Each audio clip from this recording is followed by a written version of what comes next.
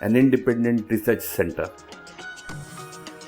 An organization that is cutting edge, that seeks to articulate Indian nationalistic perspective, focused on the issues of global and Indian importance, challenges, opportunities of the Indian polity. a think tank of incisive minds. Now that is India Foundation.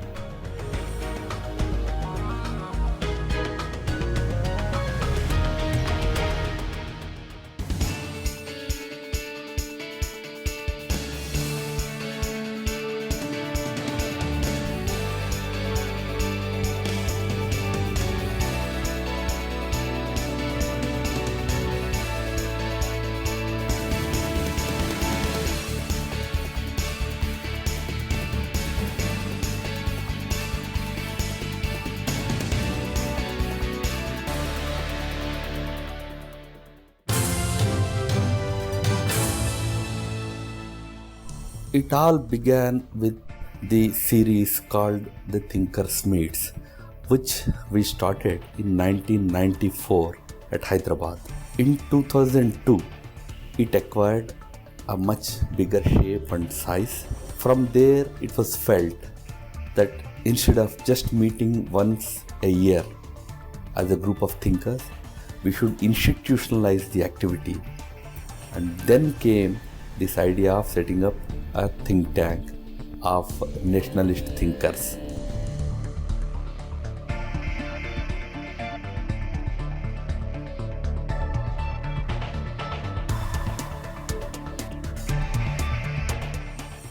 We bring in scholars, we bring academicians, we bring in ambassadors, we bring in former diplomats, we bring in journalists, we bring in politicians, we bring thinkers, and we deliberate on some of these burning challenges of India, and then we try to find solution to this. We needed a forum where we could actually once again start addressing and looking at issues, opportunities that confronted the nation from a uniquely Indian perspective. The remarkable part of our foundation is how quickly it has moved and blossomed from an idea in an institution, and it is really becoming an important part of our country's intellectual thought process.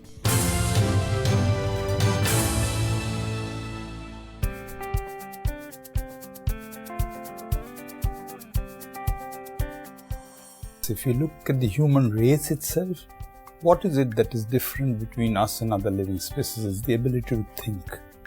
How do you use this quality of thinking itself? And that's the whole idea behind India Foundation, that, well, how do we use thought of a higher and better nature to make this country, to make this world much better? It's not looking at one policy or one event. It's trying to explain to the people that there are different ways of going about building India. It's all about creating a new India, which is not just in terms of a great power, a leading power, but where Indians have better quality of life on one hand, and where Indians are able to stand up proudly in the world and say, yes, we are here as equal responsible partners of the world. We as a nation can reach out for new horizons. And that is one of the perhaps the more fascinating part of our intellectual objectives and of our intentions.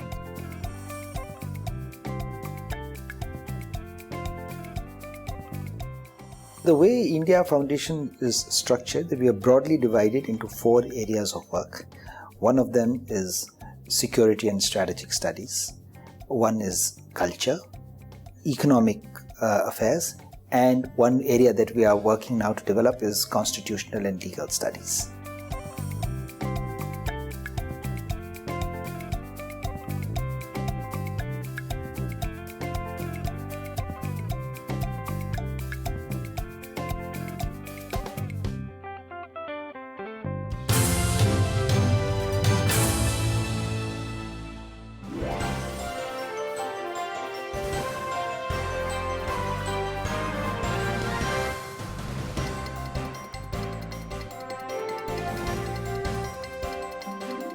Each one of us bring different knowledge on the table, with different experience on the table and different expertise on the table.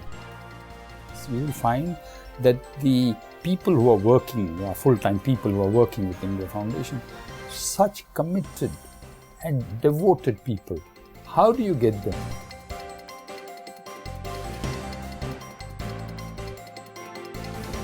It's not necessary that it is a big physical infrastructure here.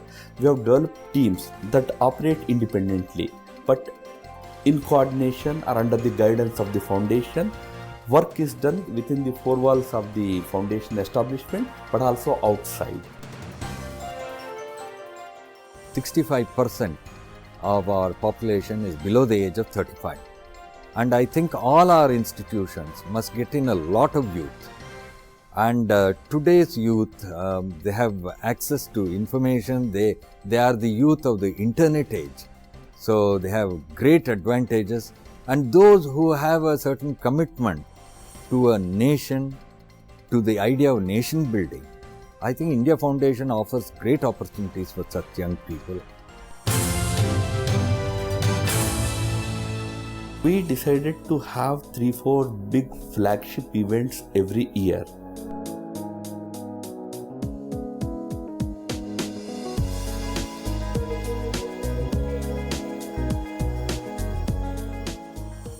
The running theme is how do you get best bright minds to apply to a particular theme at a particular point of time.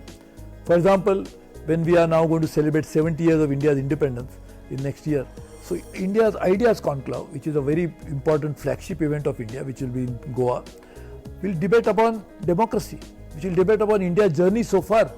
When we talk about Young Thinkers Meet, they will tell you about how they look at world, how they look at India. The prism from which we look at the issue is also as important as the issue itself. It actually captures the essence of India Foundation through these events. Much of India Foundation's programs, discourses, bilaterals and conferences are forums where ideas are openly debated. People of our thinking, like-minded people, like-minded intellectuals from India as well as from all over the world come together for these events. They provide platform for scholars, intellectuals from all over the world who are useful in promoting India's interests. Two of our events have global footprint. These are the India Ideas Conclave and the Counter-Terrorism Conference. The Counter-Terrorism Conference that we organize annually, I think this is the only conference in the world dedicated exclusively to the concept of counter-terrorism.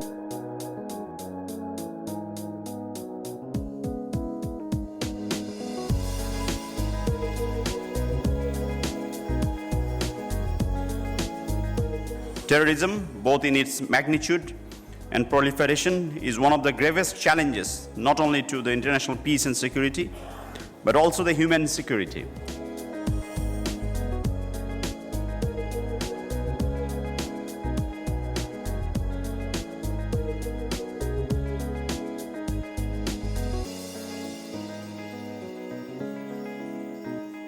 An important aspect of counter-terrorism strategy is capacity building to prevent attack through intelligence correction and collusion, development of technological capabilities, raising the special forces and enactment of special laws. Fortunately, we don't lack regional mechanisms of cooperation. The Heart of Asia process, the Shanghai Cooperation Organization, the South Asian Association of Regional Cooperation are the appropriate mechanisms through which we could organize our collective efforts in the fight against terrorism, drug trafficking, and other such threats.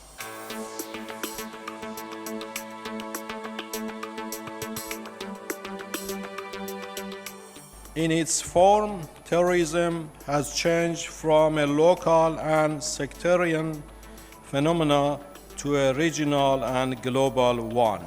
This conference acts as a platform for all the CT experts, right from policymakers to actual practitioners, the police, the intelligence, all of them converge at one place.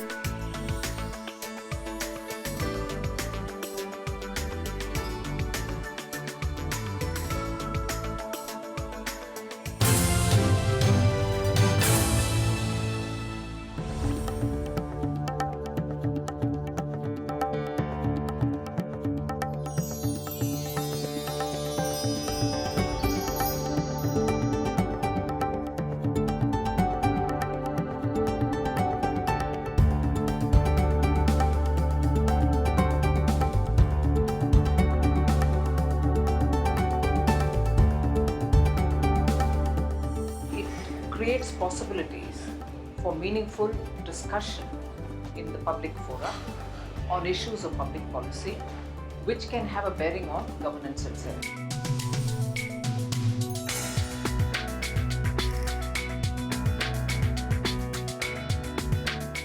India Ideas Conclave is a very unique conclave. It started with a very novel idea as to really go back to the fundamentals, go back to the drawing board and try to debate the idea of India. I think it is such a positive development. There are authors and intellectuals that one has read, but one never gets a chance to interact with in conferences in India. And for the first time, one is getting that opportunity in India with this conference. It is the nature of life itself that we value life. It's not a thought instruction. Even if you try to catch an ant, it will try to do everything to protect its life. This is the nature of life, it's inbuilt into us, that this life is precious to us. India needs an alternative political and economic narrative, which we have to build. To do that, we look for the best people from around the world. Of course, Indians, but outsiders also, foreigners also. How they can contribute to this process of developing a new narrative. We get ideas all the time.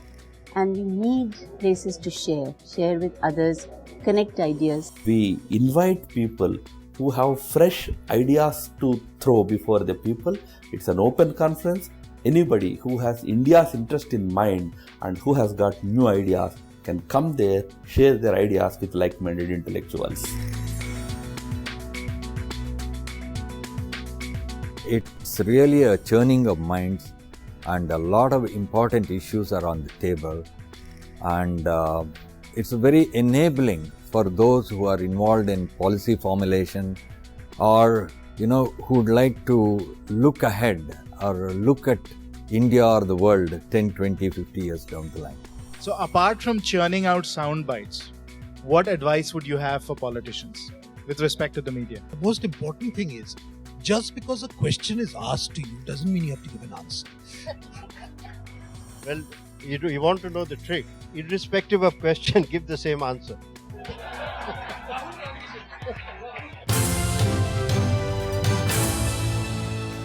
India Economic Convention brings together investors, economic experts from all over the world every year to Delhi.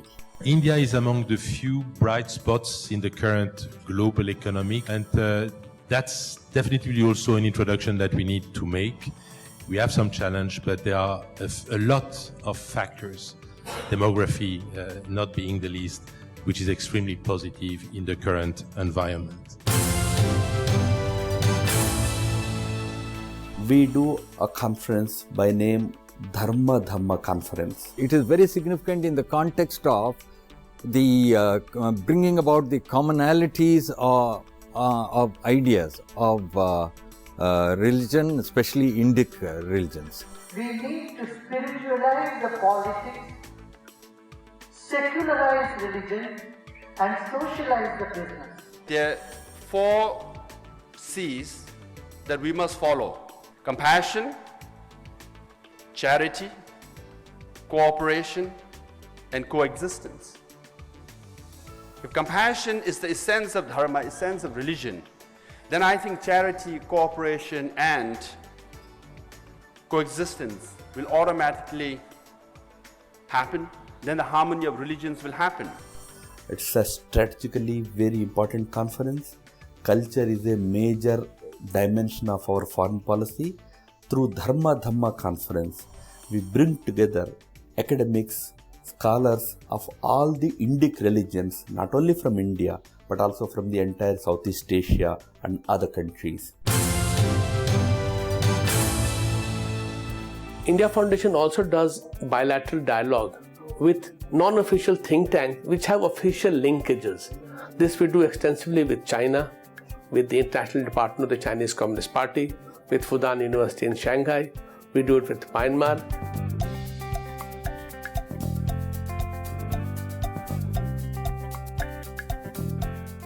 And now we are trying to start the process with Iran and other neighboring countries.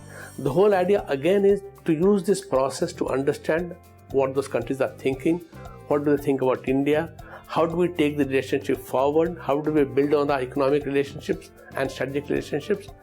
And when you do it outside the government format, people are more prepared to talk freely. The aim is to understand, especially our neighbors, well, so that India can really progress and these countries are made aware of the Indian policies.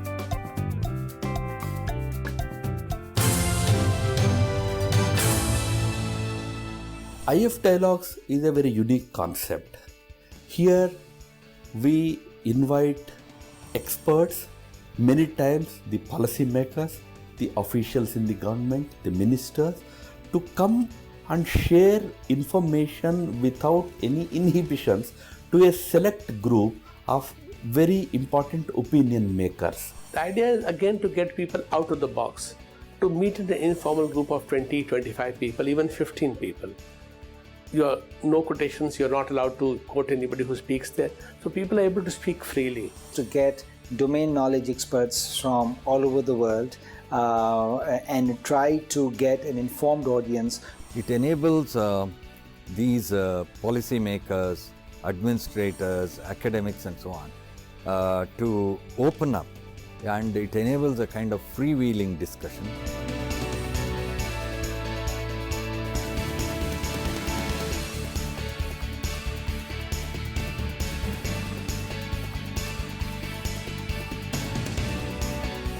The benefit in it is that true picture of the issue is understood by certain important people in the country.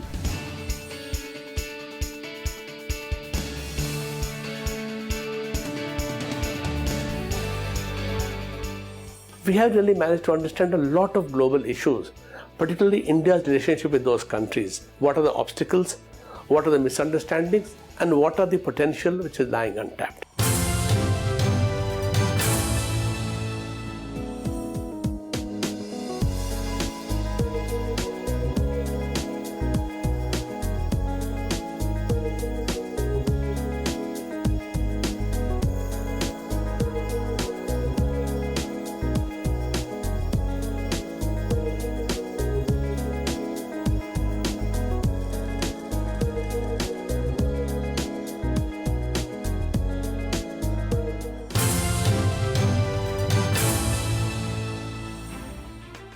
We should lead the world today in giving what I say both intellectual knowledge as well as spiritual knowledge, and combine both of them together.